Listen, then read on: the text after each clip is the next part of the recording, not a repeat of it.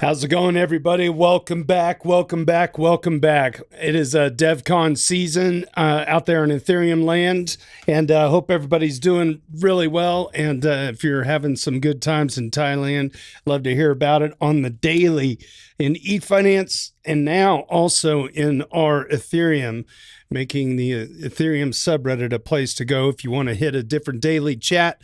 Try to talk to some folks over there.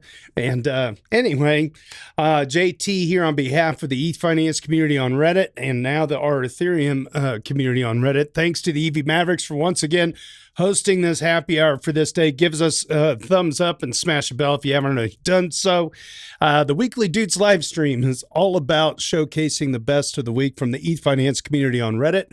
This is a read-along reaction series, and if you want to follow along, head to dailydoots.com, designed and produced by Hani Abu. Big thanks to Tricky Troll for capturing and curating each day's Doots, and the A word for curating this most beloved weekly list. Subscribe to us on Apple and iTunes. Just search Ethfinance EVMavericks. We're also available on Libsyn, Spotify, and wherever you get your podcasts. Mint this episode for free at pods.media/EVMavericks. If you're watching this stream on Discord, if you're watching my second window on Discord, make sure to mute that window to avoid any echoes. And as always, if you know somebody who wants a piece of this action, send them my way. All right, we're going to jump right into the opening remarks here. We got to go do the rundown of the rich list. We have ethical trade at 102, set one less at 103, crypto out currency at 105, 696_ETH at 111, Harog climbing up 125. Harog this last week got a triple kill on the one of the dailies. So hats off to you, Harog, crushing it out there. Tricky Troll at 128, Logri the Bard at 152, Benito 2030 at 154, and Super Fizz at 218. We have a couple of announcements here. We have Nico from Lotto PGF coming on next Friday. We also have Mac from Kiwi News on December 6th. We've also got Megan Nab from Franklin Payroll. We need to update the upcoming guests, but Hani Abu will get that on the next one. No worries there. Thank you, Hani, for giving us those updates. Thank you so much. All right, there's our announcements. Let's go ahead and jump right into the morning roundup. Hey, Chibi chimes in. Ethereum, Frank the Tank at 3069 on the dollar number, and Timbuck9 at 0.03478 on the ratio. The weekly haiku, courtesy of JS Tears. Looking for the stage, the big news on the front page, consensus wastage. Whoa, that's like incredible. Stage 8 page and wastage. Consensus wastage. Ship post of the week, because we always like to save the best for first. User haunted jockstrap 88. Oh, these usernames. User haunted jockstrap 88 chimes in. Why does Ethereum, the more useful of the two chains, not simply eat Bitcoin? Yeah, good question. All right, we're going to go jump into it. We got quite a few Doots this week to cover. User Vdran covers the newest release from L2 Beat. User Vdran is a Duder number 23. L2 Beat, living up to their name, they released a new dashboard group, Data Availability Layers. You can find it on the L2Beat.com side panel. The wait is over, and then it has a thread by L2Beat. Let's go ahead and open up L2Beat.com. There's your data availability tab over here on the left. Make sure you guys can see that, okay? If I zoom in, maybe I can zoom in a little bit. There we go. Data availability, look at that. Interesting. All kinds of stuff here. Wow, there's so many roll-ups, huh? Interesting. Thank you so much, Vdran, Duder number 23, for that bit of information. User Soup Fizz still isn't convinced by Solana. He writes, I pretty much swore I'd never comment on Solana, but here I am. I see the gains just like you, but I'm still not convinced to buy. It really boils down to a few fundamental principles. A successful smart contract platform needs radical decentralization. We have some of this, but we still need more. Our home solo staker programs are first class, and they could still improve with your help. Solana lacks radical decentralization and is positioning itself as an easy target for future censorship. Ironically, by the time they recognize this need, it'll be too late to get it. Solana is trying to scale at layer 1. I'm not mad. We initially thought this was viable until we realized the only way to achieve worldwide saturation was to adopt the layered approach. Our shift to a layered model has been challenging, but it's clearly working, and it will keep us going well into the foreseeable future. Ethereum continues to be the leader in innovation, capacity, decentralization, and mind share. We don't have to be weak and shy in the face of detractors. They're just like everyone else in the long line of competitors yapping away on Twitter. For me, it always comes back to the strength of the decentralized network. We can still be the best and still expect better. The best thing any of us can do is turn off the ticker and start spinning up home validators. Well said. User Dr. ETH explains how easy it is to fake on-chain metrics. Dr. ETH is a duder number 35, and honestly, one of the people everybody should be following. They always have really good takes. Dr. ETH on the matter of faking on-chain metrics. I want to make this as a top comment and not a reply to user fecal receptacles comment, because I think it would highlight how easy it is to fake a metric like Solana. Fake a metric like this. Solana reached a record 123 million active addresses in October, up over 42% from September, with better visibility. Number 1, take random rollup. In this case, I'll pick Arbitrum. Not even the cheapest, which it should be if I recall correctly. Number 2, take a random transaction from the latest transactions in Arbiscan.io. I picked this one and the list and address here, or a transaction hash. All right, here it is right here. Okay, good. Check its fee. It's 0.000001793 ETH. That's about 5/1000ths of a dollar. Sorry, is that right? Yeah, 5/1000ths of a dollar. Assuming I have number 4, assuming I have absolute control over the network and want to fake engagement, I can set the fee artificially low as to not clog the network up. But assume we can clog the network and pay this exact same fee for every transaction. Really doesn't matter that much. Solana is a centralized network for all intents and purposes anyway. Then set a target. We want 100 million active addresses. Number 5, make a simple script in a very fast systems programming language like Rust or C++, which derives an address from some seed, sends this same transaction or a varied set of transactions. We don't have to make the same exact transaction, but instead have a bunch of different kinds of transactions in a particular array. We send assets to each address from a set of addresses and then run it. Assuming sending the assets costs 0.000015 ETH and sending the transaction 0.000002 ETH. This is a per address cost of 0.000035. I mean, what is that? 35 millionths? A total of 350 ETH for 100 million addresses, which at $2,880 is about $1 million. Faking record high activity on a network costs $1 million USD. Too expensive? Okay. Use a cheaper network. Let's go to Base and pick a random transaction. How about this one? And they have the transaction right here. It shows you the transaction fee, which is like whatever, 2 millionths of an ETH. And the gas price is even lower than that. Crazy low. All right. So, let me get back to it. The cost of this is about whatever, $3 millions or billions of an ETH. Cost of funding the address, a total of 55, like 100 millionths of an ETH. 55 ETH for 100 million addresses at $2,880 US, or about 158,000. Faking record high activity on a network cost less than $200,000 USD. That is a great point.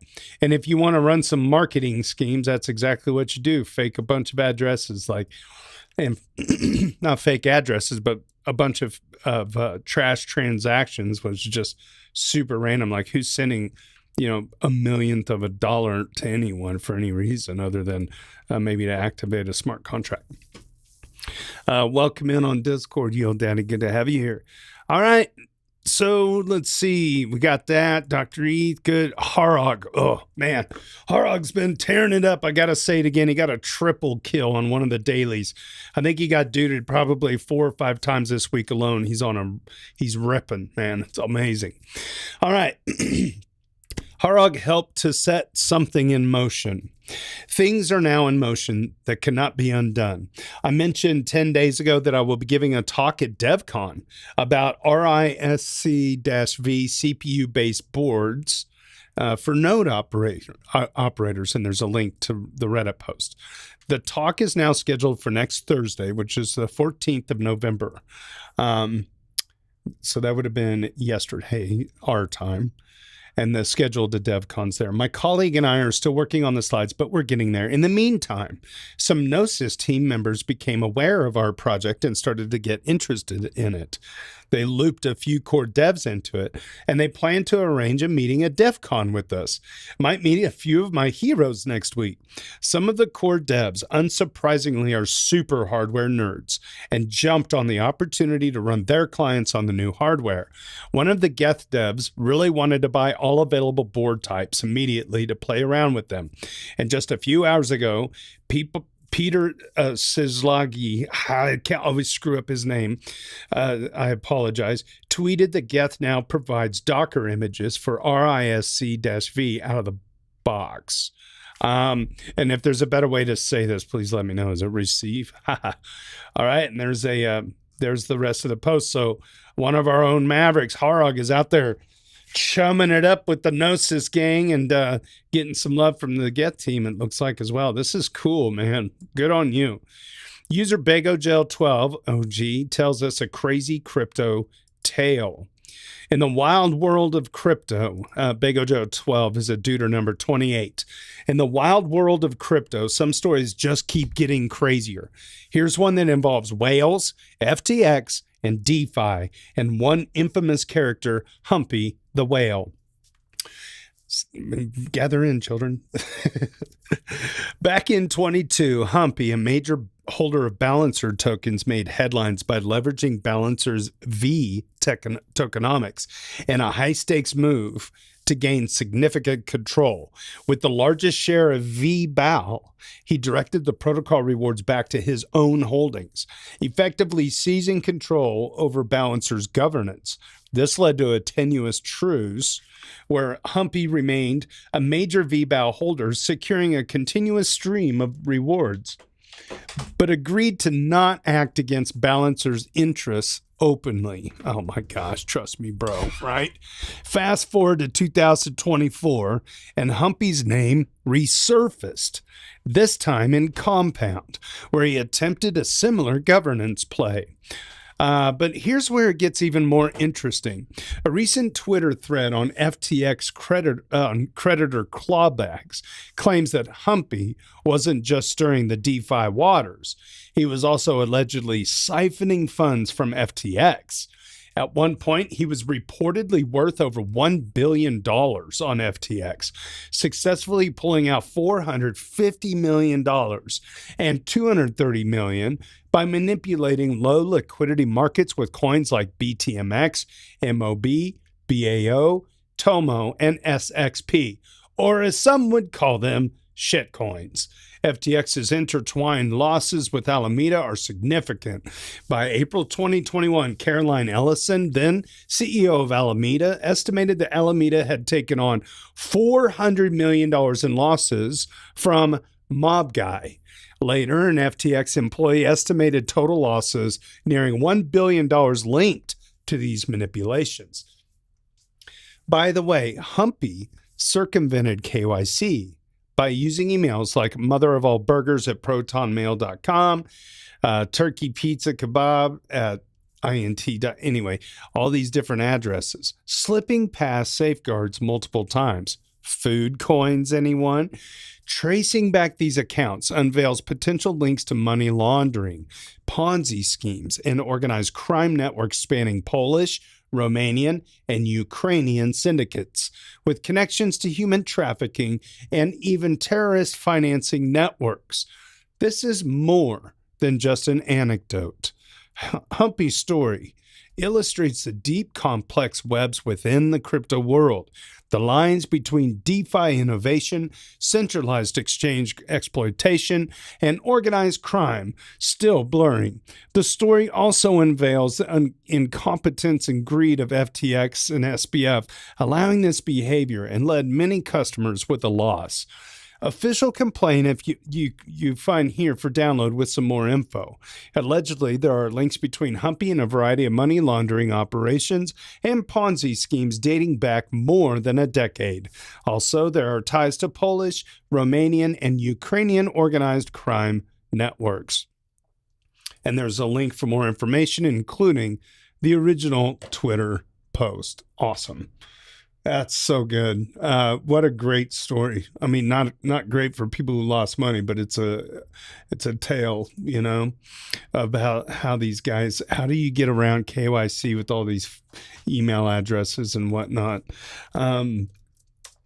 So anyway, if anybody has any comments on YouTube or in the chat here on Discord, let me know. This is pretty deep. Very good. Benito 2030 discusses L1 and L2 scaling. The FUD is back, but let's have a closer look, especially the Celestia part is funny and showing bag bias. There is one tweet in there that I think makes a good point. The L1 is why Ethereum is winning. The multi-chain game right now and not the Cosmos hub, even though Cosmos realized multi-chain earlier on. Path dependence and balance of power matters. Ethereum L1 was the center of crypto, so L2s naturally grew out of it. I am in favor of scaling L1 despite knowing that down the road, every effing L1 will need L2s to scale because the path dependence is a thing, and we can't let the advantage of this ecosystem has slipped. Down the road, L2s are inevitable. That is, as far as I know, one of the main reasons for researchers and Vitalik for not scaling layer 1 anymore. They see it similar to the difficulty bomb we had when ETH was still proof of work. While I get the idea, I think it's wrong. We will never scale L1 to fit all the transactions of the world, but we should scale 1 in the meantime and invest some core dev time to keep the position. What do you think? Let us know in the comments. Benito 2030 is a Duder 154. Great questions. Austin ST rounds up day 1 at DevCon 7. All right. Yay. Finally, DevCon. So this is reflecting on DevCon from a couple of days ago. Okay. I stopped by the venue yesterday to pick up my wristband, which was peaceful and truly the calm before the storm. There's something like 12,000 people with DevCon tickets. So now that everyone has arrived, it's a massive event. It's big and there's a lot going on. So it's possible to spend the better part of the day just wandering around. Today I did have some other responsibilities, but spent most of the day at the venue. Made it to some talks, but in the end, not too many. Talks all have QR codes displayed on the side of the screen, which you can scan to get access to a Q&A page to submit questions for after the talk, or upvote other people's questions if you like. There's also some way to mint a card NFT thing associated with each talk, but you have to scan this QR code that only appears in person, not on the stream. I did manage to get the card minting working on my phone, but the Q&A text worked well. I was very surprised to see that the conference provided plenty of snacks, beverages, and even a full lunch, and somehow they didn't run out. With 12,000 hungry attendees, well done, organizers. Oh, and the frogs. People love the frogs. This is a DevCon Zoo Pass initiative to demonstrate use cases of programmable cryptography. In short, Prog Crypto, hence the name of the project, Frog Crypto. In short, on your DevCon ticket, there is a link to the Frog Crypto page where you can tap a button every 15 minutes to catch a digital frog. The frogs are cryptographic data structures that can be ZK verified in various ways. And last year were a basis for people to implement various demos of Frog Crypto technology. If you show this frog to the Frog Crypto people at the booth, they'll give you a frog plushie on a necklace with a unique QR code that you can scan to set it up. Then anyone else can scan your QR code to each get a copy of each other's frogs. The big goal is to catch as many frogs as you can, each one contributing to your score, which you can turn in for prizes. There's the classic frog bucket hat from last year's Dev Connect, little frog trinkets of sorts, and among the higher tier rewards, a programmable cryptography textbook for 300 frogs. Of course, the QR code is just a URL like any other, so you can always just scan your code, post it to Telegram, and have everyone else click it without having to actually interact in person. I even found a website created just today that lets anyone add their frog URL to a database where everyone can see the full list. So if you can sustain a pace of 4 frogs per minute, that's just 75 minutes of mindless tapping to earn enough to get that textbook. I'm sure by morning people have written scripts to automatically scrape frogs from the website and automatically connect with them all. Not sure how long the merch will last or if it's worth the effort to collect. On to the talks. Joseph J., co-founder of PwnDAO and board of Hackerspace, argued that crypto isn't some fantasy land disconnected from the real world. It is the real world. You can compare on-chain revenue like priority fees to other industries' revenues, or compare on-chain market capitalization with those of other industries. By those metrics, crypto purely based on on-chain metrics is a similar scale as the gaming and entertainment industries. One difference is that the number of people directly working in crypto itself is much lower than those of other industries. Joseph pointed out to the attendees in the room, you are the crypto native economy. Very good. Well said. Diego Kingston, co-founder and head of research at Aligned, delivered a lightning talk, only 7 minutes, on hash-based proof systems. I could only take notes so fast, so here are the bits and pieces. Hash-based proof systems work over smaller fields, do not require trusted setups, and make minimal security assumptions. It is easier than most proving systems to generate recursive proofs, but you need linear error correcting codes like Reed-Solomon and collision-resistant hash function. That's way over my head. Goes on from there. FRI circles. Okay, C. FRI circle Starks compiled to a set of polynomial equations and use a Merkle tree to commit and blah, blah, blah. This should have been like 30 minutes, not 7.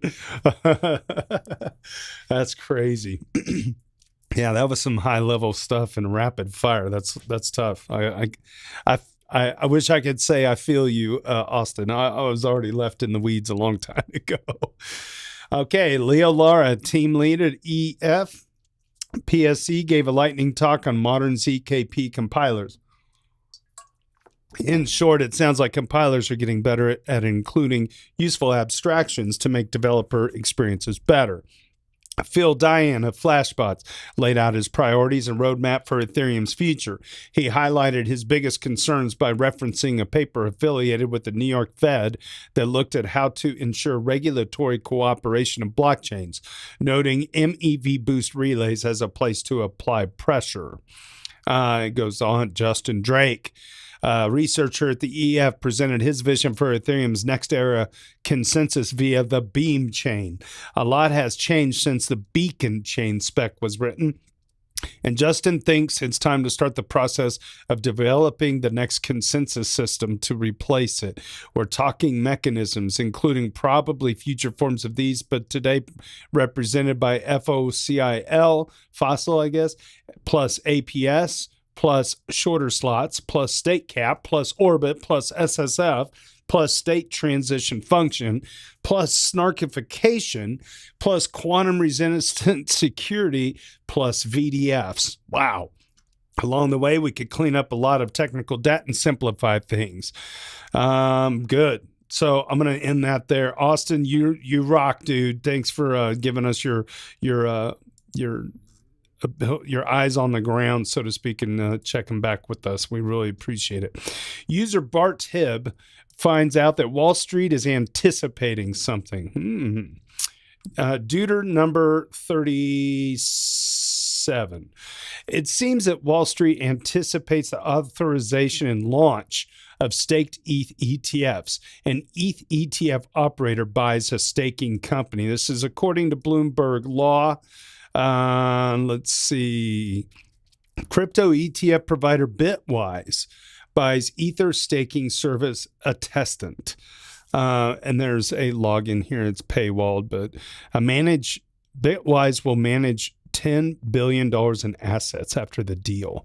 The terms of the equity and cash transaction weren't disclosed. Wow. Okay, yeah, I'll tell you what, it's I don't know about you guys, but I feel alive again. It's been pretty nutty watching everything go on. IA696 joins the chat. Good to see you. All right. Very good. Let's go with Minimal Gravitas. Discusses the Ethos phone. Minimal Gravitas, longtime contributor, Deuter number 43 for this week.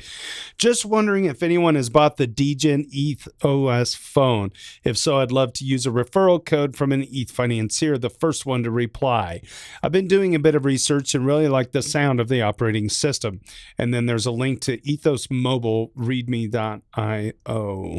There you go. Welcome to Ethos. Here you'll find the curation and info about our native apps, so on and so forth. It's based on Graphene or Graphene OS, which is regarded as one of, if not the most, private and secure operating systems available for mobiles. Up until now, you've only been able to install it on Google Pixel phones. So I've never tried it before, and if I'm honest, I'm more excited about that than the hardware. And then there's a link to graphenos.org.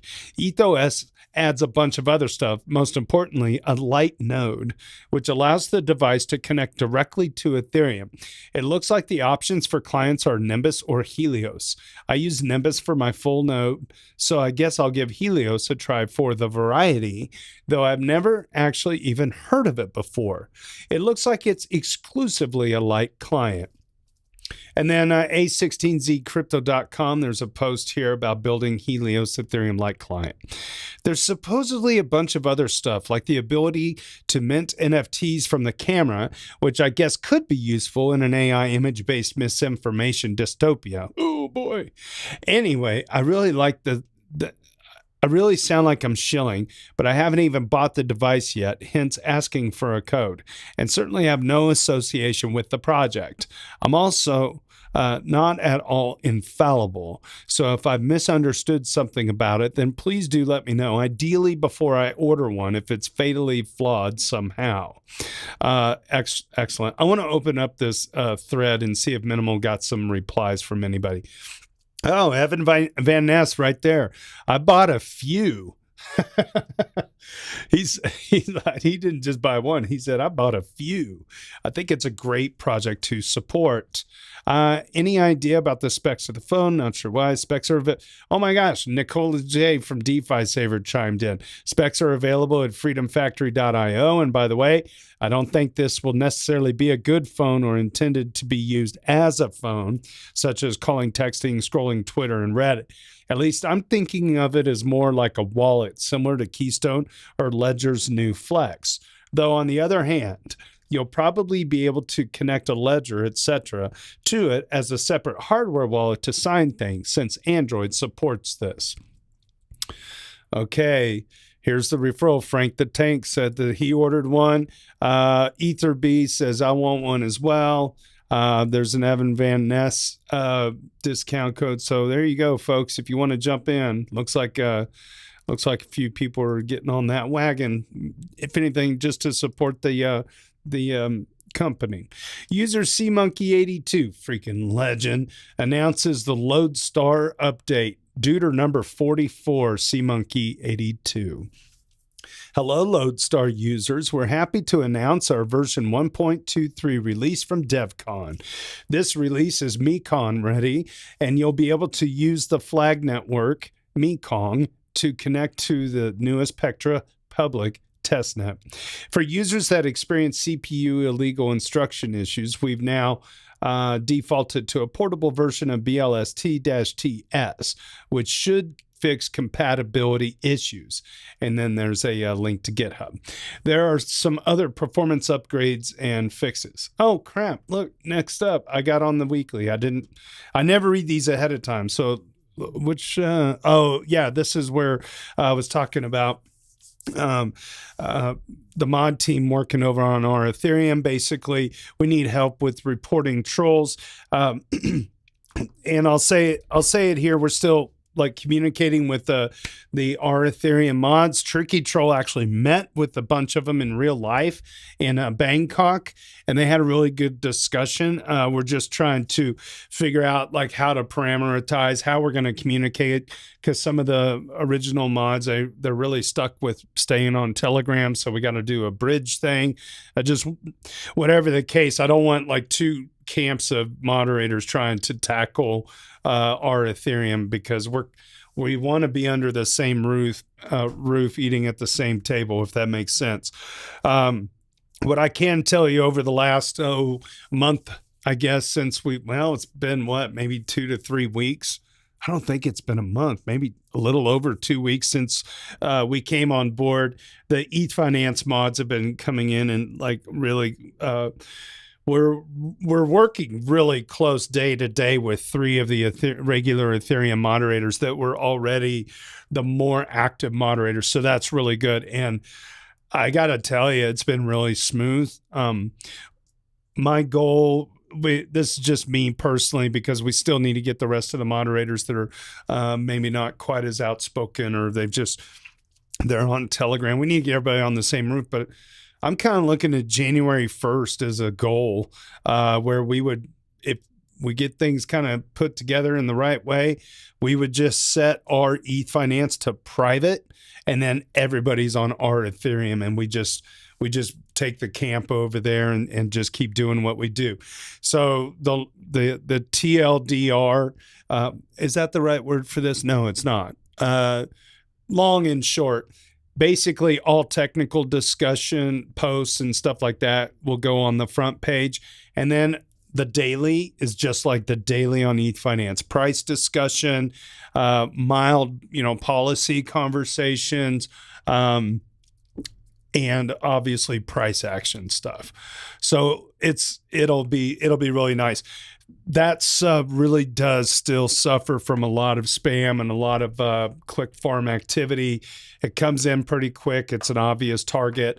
It's just the biggest help and the biggest lift would be that the Ethfinanciers start contributing in the daily over there every now and then. You just copy and paste stuff as you chat, and hit that report button, because we got some good response going on, and I think if we can just take out the trash and just do what we do, it's been good from the moderator team standpoint. We just gotta get the rest of everybody under the same roof, and away we go. So that's all I got. Really appreciate you hanging out on Discord today. You guys can Check out the podcast at pods.media. It'll be on Libsyn. You can get it on Apple. You can get it on Spotify. We put it everywhere. Thanks to the Octant funding round, we got a little bit of cash in the purse now, and we're able to cover some things. And we're looking to do some advertising at some point. We just got to figure out kind of how to best market this. And yeah, so that's all I got. If you're in DevCon, you guys have fun over there. Otherwise, I will see you in Denver. Stick around after the live stream because we continue the party in the hotel lobby on Discord for a bonus hour of popcorn. It's a great place to let loose when the parents aren't watching on YouTube. Hi, Mom. On behalf of Ethfinance and the EVMavericks DAO, my name is JT. Cheers and big hugs from Kansas City.